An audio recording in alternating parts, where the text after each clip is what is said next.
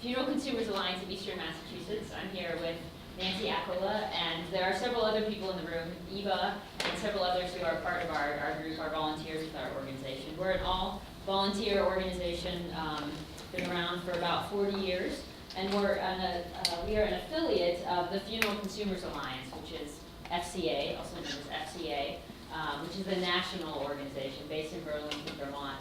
And it has affiliates all over the country. I think there's over 60 now affiliates. There's 3 FCAs in Massachusetts, and we are the Eastern Massachusetts group. So that's us. And the national FCA does a lot of work on the national level, working with Congress to draft legislation, doing advocacy, tracking national trends. And what, you might ask, are those trends about? Well, our mission is to promote a consumer's right to choose dignified, meaningful, and affordable after-death care. And those 3 words, dignified, meaningful, and affordable, are of course subjective, and to each person they're going to mean something different. So we are not about saying this is the right way to do a funeral, this is the wrong way to do a funeral. We're about options, and letting each person decide what's dignified, what's meaningful, and what's affordable for them, or deciding that they don't need it to be dignified or they don't need it to be particularly meaningful.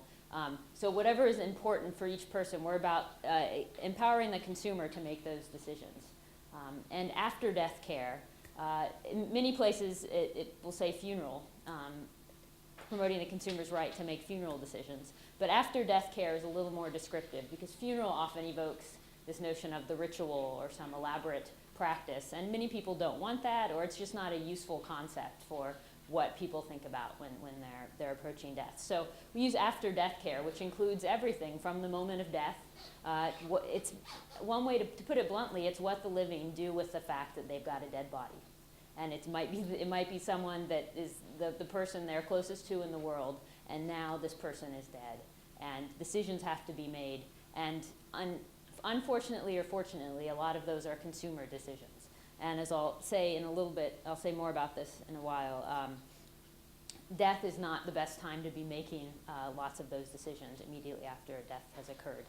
So after death care really means everything from deciding who's going to care for the body, how to transport the body, whether to do a funeral, if you're going to say a prayer or sing songs, or if you're going to use a funeral director, or cremation, burial, green burial, all of those options are part of after death care. So that's why we use that particular phrase.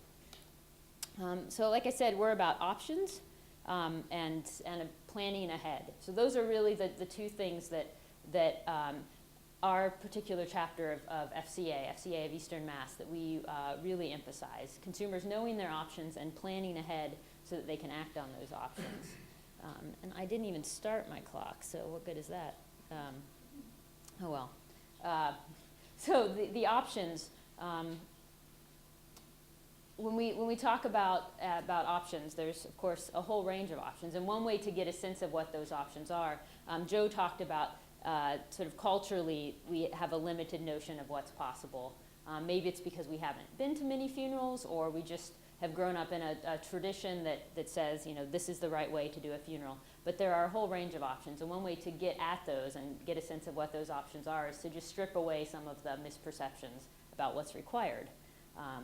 When we think of death happening, often we think of, okay, what do we have to do? What has to be done after someone dies? That's the question that comes to mind. And we're trying to get consumers to think, what can we do? What is the range of options, and what's meaningful? What feels right to me? So one example of a misperception is around embalming. And Joe mentioned this. Embalming is not required. Transport. A family can transport a dead body if the family wants to transport the body to the cemetery or a crematory. The family can do that. Someone other than a funeral director or what we might call a funeral professional can do that if you have the right paperwork. And it's pretty simple paperwork, but you have to have that. So that's a misperception. Decomposition. It tends to happen gradually, more gradually than people tend to. Often will think that as soon as someone dies, okay, we have to act quick because pretty soon it's going to be gruesome. And there are some situations in which that's the case. And And certainly if you're planning to care for a body, and Nancy will comment on this in a little bit, it's good to know what some of the possibilities are, that some things that might happen with that body that would be unpleasant. But generally, it happens gradually. But as Jay Rim mentioned, decomposition does happen, and to deny that is to deny a reality. But it tends to happen gradually, and that's related to the fact that death is not an emergency in most cases. For instance, FCA recommends not calling 911 unless it's a traumatic death, or a completely unexpected death. It's not, in most cases, death is not an emergency. And so just reminding ourselves of that it's actually a natural process, and that we can take time after someone dies, that it doesn't necessarily need to lead to urgency. Another misperception is that, and Joe mentioned this as well, that you have to use a funeral director. That's not true. In Massachusetts, there are a few states in which a funeral director is required for a few tasks, but in Massachusetts, a funeral director is never required. But at the same time, you can also use a funeral director for just a few services, like maybe you want the funeral director to process the paperwork or transport the body, and there are all kinds of legitimate reasons to do that, and funeral professionals provide invaluable service because they know all these processes, and they have the paperwork right there, and they know who to call, and they have the equipment. So just knowing how to use a funeral director and what those options are, that's important, and that's one of the misperceptions that we are working with. So that gives a sense of, when you know what's not required, that means that anything else, and within some limits, there's a lot more options about what you can do after someone dies with after-death care.